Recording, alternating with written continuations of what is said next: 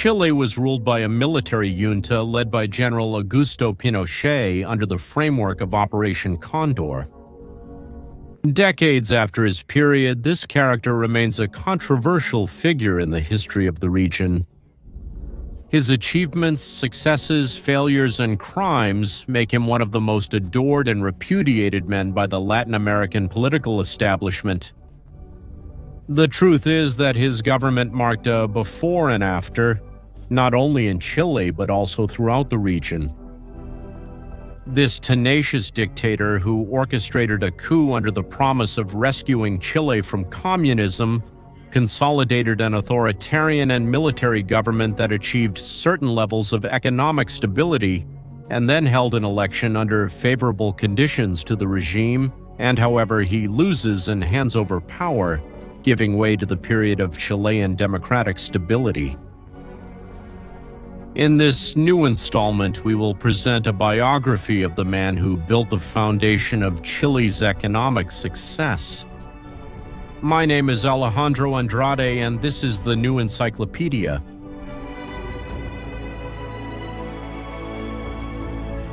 On his father's side, Augusto Pinochet had Franco-Breton ancestry. His oldest ancestor, Guillaume Pinochet, was a merchant sailor who made Chile his home during the 18th century. On his mother's side, his family is of Basque French descent. Raised by his mother, Pinochet learned to speak French and, interestingly, never learned to speak English. Augusto Pinochet's family was well off and they were able to afford his Catholic education at a private school in Valparaiso. In Augusto Pinochet's childhood, there were no traumatic losses, terrible events, or sufferings that could explain his ferocity as a military leader during his period of government. Pinochet was not an average student, he did not stand out as a group leader, nor was he a victim of school bullying. He was a loyal young man and unimaginative, with simple tastes in matters such as sports and homemade food. From an early age, Pinochet was determined to enlist in the army. His stubbornness and determination were aspects of his character that accompanied him for the rest of his life. He was accepted into the Santiago Military Academy at 18 on his third attempt, after having been rejected due to his thin physical condition and an average grade record below standard. In 1931, the Chilean president, General Ibáñez de Campo, fled the country following protests, strikes, and popular discontent. At that time, Pinochet was a young man in pursuit of achieving what he desired. Proud to serve his country, he looked down on the women who spat on the ground when the uniformed men passed through the streets. However, Pinochet manages to enter the academy in 1933 and embarks on a military career to which he put his whole heart at a time when the reputation of the military in Chile was at rock bottom. It was events like the random attacks on uniformed men during that period that caused Pinochet's particular disdain for political radicals, as well as generating an immense love and loyalty towards the military establishment. In that same year, he decides to join the Freemasonry, a decision that was connected to the fact that the girl he was courting was the daughter of a powerful Mason senator from a radical political party, who in turn was a friend of Pinochet's direct superior at the San Bernardo Infantry School.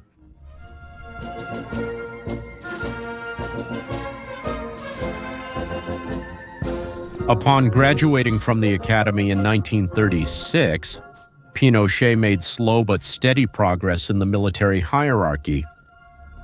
In 1943, Pinochet marries Lucia Iriart with great pomp in a wedding at the Church of the Sacred Hearts in Santiago, with 300 guests from influential sectors of Chilean society.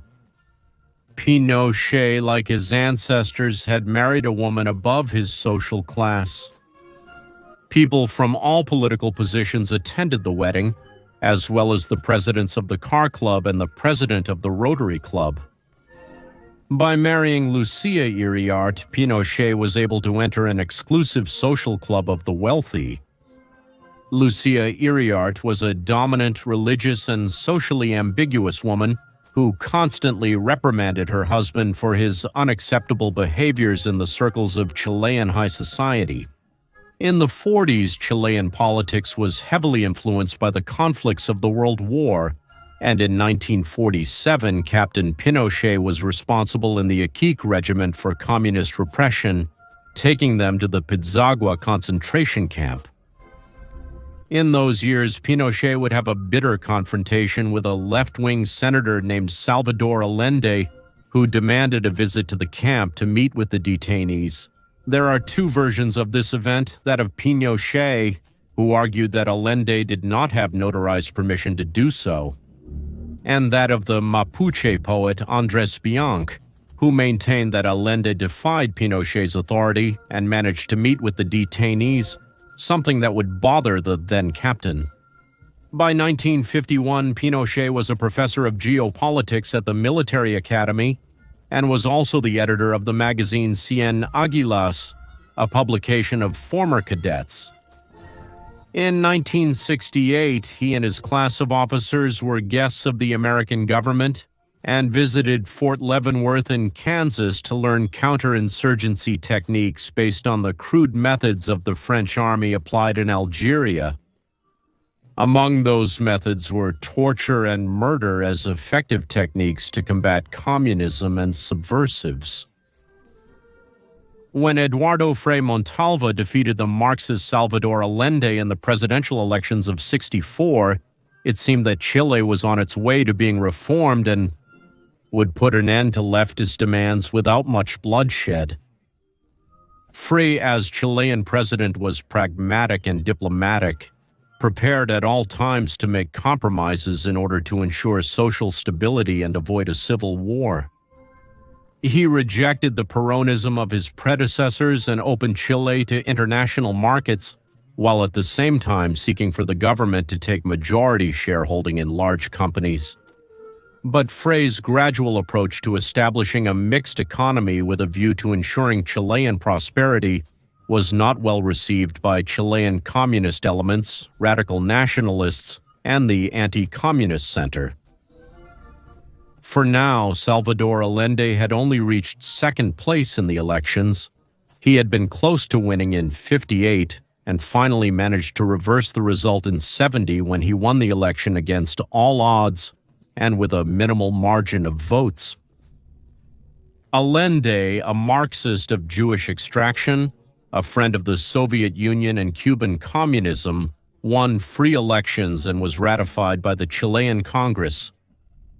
The Western world, and especially the United States, was in shock. In the years of the Cold War, Chile was shaping up to be the next Cuba of the region, and President Nixon, with the support of Kissinger, sought to stop the local advance of communism by asking the military to intervene. As president, Allende sought a socialist transformation of the country, confiscating companies, farms, and banks. In the words of his Minister of Finance, the purpose of the state control reforms was to destroy the economic bases of imperialism and the ruling classes by ending the private sector that owned the means of production. Allende implemented legislative measures that were very well received, housing programs, the increase of the minimum wage, and by the end of 1972, he was visited by Fidel Castro, who ended up becoming a kind of de facto advisor for Allende. This fact scared the wealthy and affluent sectors of Chilean society even more, all longtime friends of Augusto Pinochet, who with great reluctance had to lead the honor guard when Fidel Castro decided to unveil a bust of Che Guevara in San Miguel.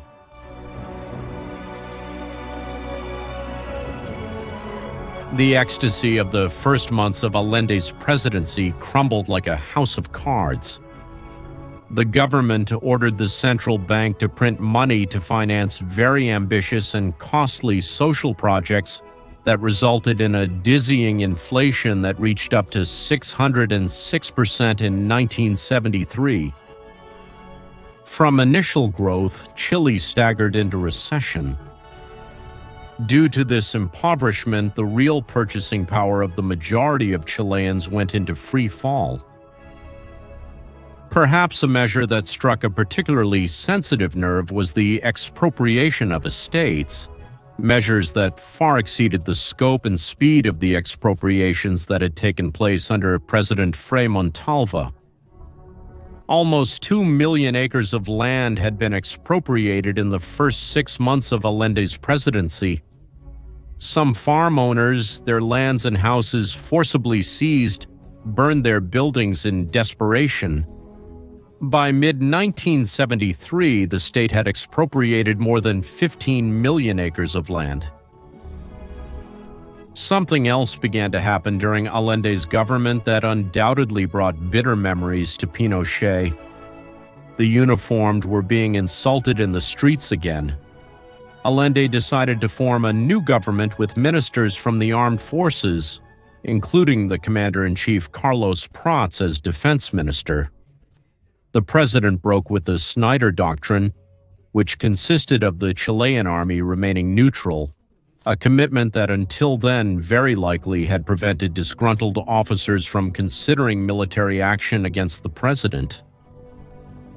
Allende's decision was met with dismay by high-ranking military officers, most of whom did not politically sympathize with the president. The new high-ranking government official, Carlos Prats, resigned, both as commander-in-chief and defense minister shortly after his appointment. In his memoirs, he cited his lack of military experience to professionally manage political conflicts and his burning desire that the armed forces would not succumb to the insurrection that, in his judgment, would be fatal for the survival of a constitutional state. The same day that Allende accepted the resignation of Carlos Prats, Augusto Pinochet was offered and accepted the position of commander-in-chief of the armed forces. Allende was convinced until the end of Pinochet's loyalty. Even on the day of the coup, he assumed that the reason he couldn't communicate with Pinochet was because the coup plotters had already arrested him. The reality is that circumstances were leading Pinochet down a very different path. Admiral Moreno for the Navy and General Arellano for the Army had decided to stage a coup with or without Pinochet's support. Distrust towards Pinochet was high among the conspirators, and there was even a discussion about whether Pinochet should be included in the conspiracy. Finally, it was agreed that Arellano should tell Pinochet about his intentions and present him with a take-it-or-leave-it invitation.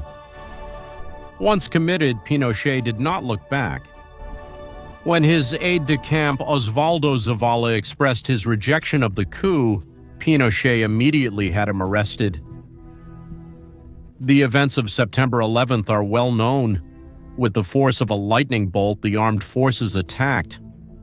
The streets of Santiago were filled with tanks, the presidential palace was bombed, and Allende died, taking his own life.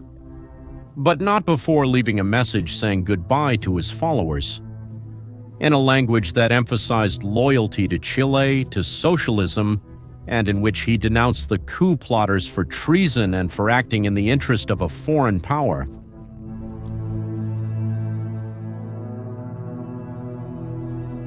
The overthrow of Allende not only meant the defeat of socialism, it also brought with it a project of fundamental change in society. The military, who took over the reins of power after the coup, breaking with the constitutional tradition of the institution.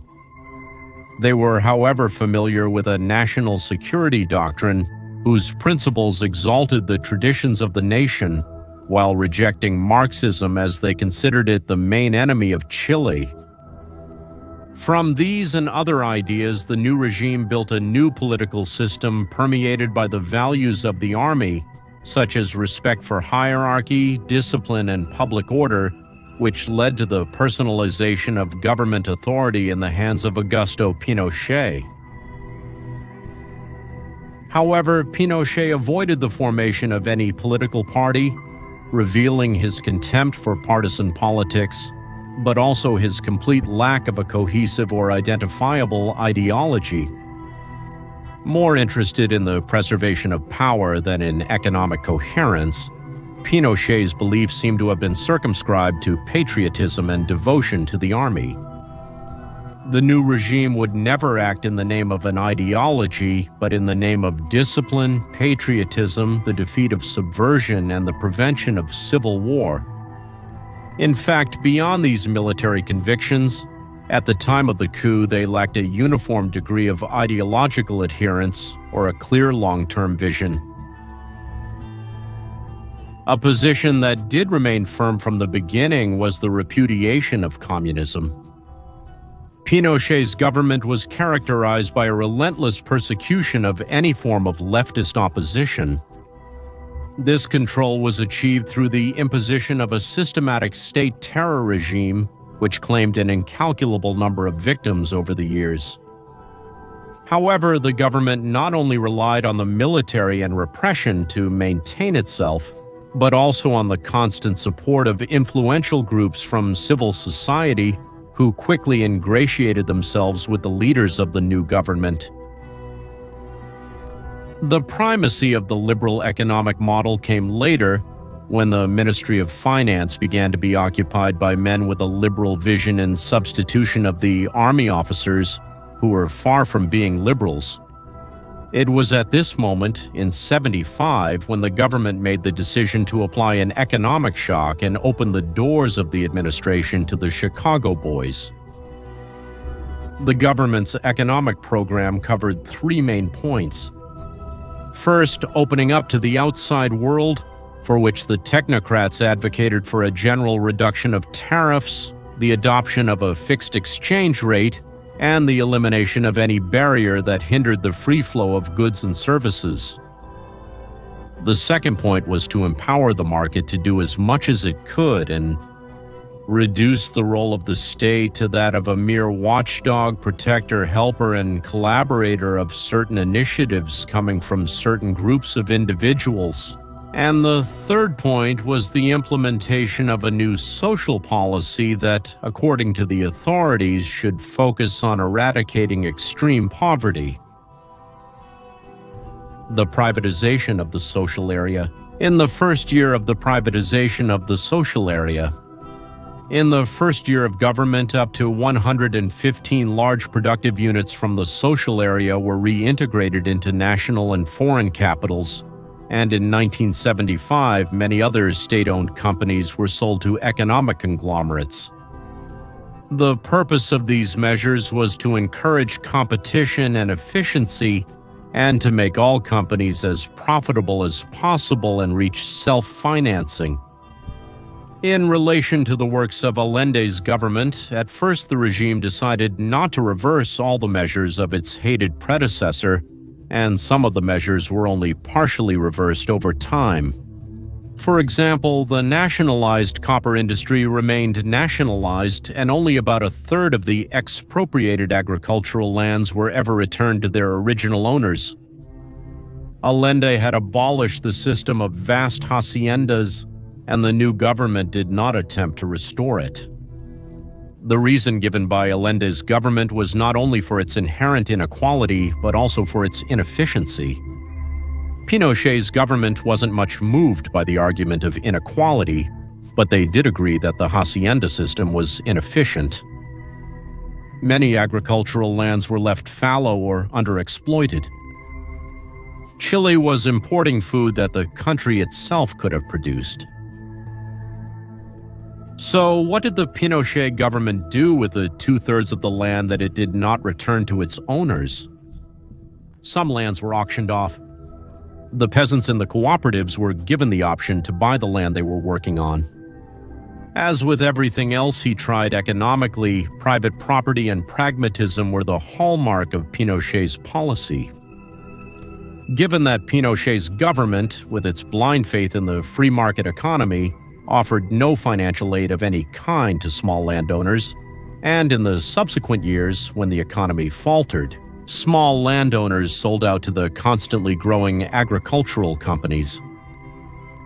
The hacienda system did not give way to multiple smallholdings, but to the agro-industry of the type that was then seen in the United States and the European Union, and which subsequently became the norm worldwide. The summoned Chicago boys were able to apply their monetarist theories in practice without annoying socialist opposition, thanks to the authoritarian political model, which allowed them to operate as in an experimentation laboratory.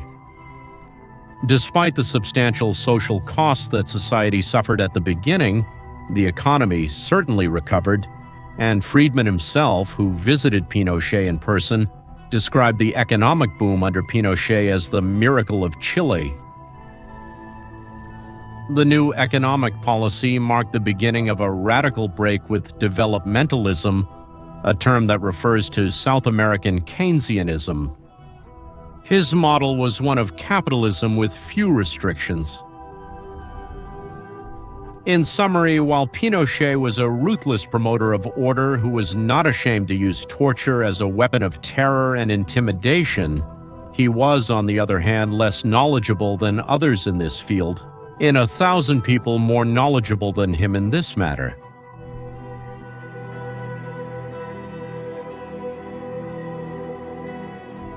In 1978, the General commissioned the task of drafting a new constitution that would be ratified by a plebiscite. The fourth paragraph of the future constitution declared that Chile was a democratic republic, and the Council reunited proposed a 5-year presidency.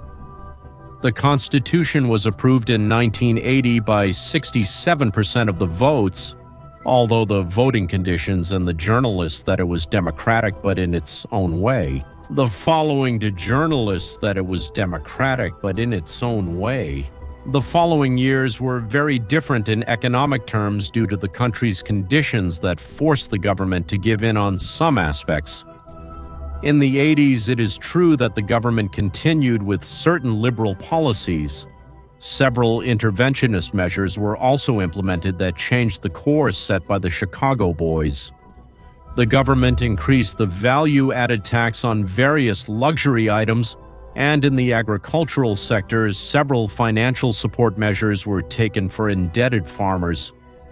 However, shortly thereafter, the Chicago boys regained hegemony over the high commands of economic management, and the modernization process was resumed with another policy of indiscriminate privatization, which led to an increase in the concentration of economic power in the country. The 80s were also tumultuous times for the stability of the government. The consolidated Manuel Rodriguez Patriotic Front, a guerrilla group remembered as the armed wing of various Marxist-Leninist sectors, dealt a hard blow to the regime that almost ended the life of the general. In September of 1986, when Pinochet was returning to the capital, the president, whose meticulous planning included the training of its involved president, whose meticulous planning included the training of its involved in Cuba and the use of war weaponry. However, thanks to the skill of his driver and his escort, Pinochet came out alive from the unsuccessful attempt to assassinate him. He had to face these and other threats to stay in power. A bloody struggle that cost the lives of both guerrillas and officers and officials who defended the government.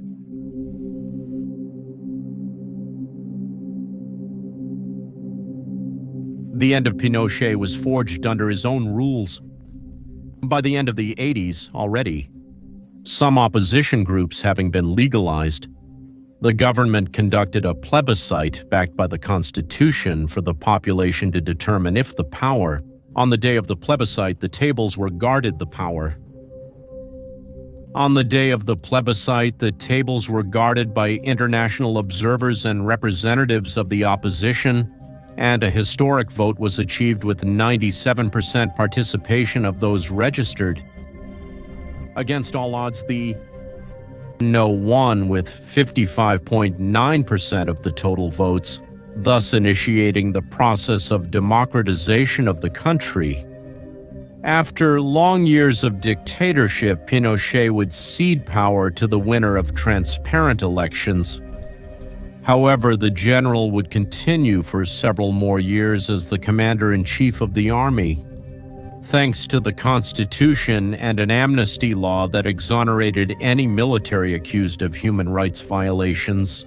And after retiring from the army, he continued in public life as a lifetime senator until he was arrested in Great Britain for his alleged involvement in various crimes against humanity committed in the framework of Operation Pinochet were marked by bitterness and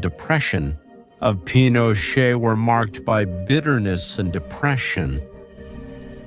Journalist Javier Ortega describes the Pinochet of those years as an old man who began to worry more and more about another justice, not the earthly one, but God's judgment, a justice that he himself knew, unlike the earthly one, that he could not evade. His death was stalking him, and his arrest in London at the request of Baltasar Garzón only contributed to worsening his health. At 91 years old and freed from Chilean justice, Augusto Pinochet dies on December 10th of 2006, firmly believing that he would soon face the most relentless judge of all,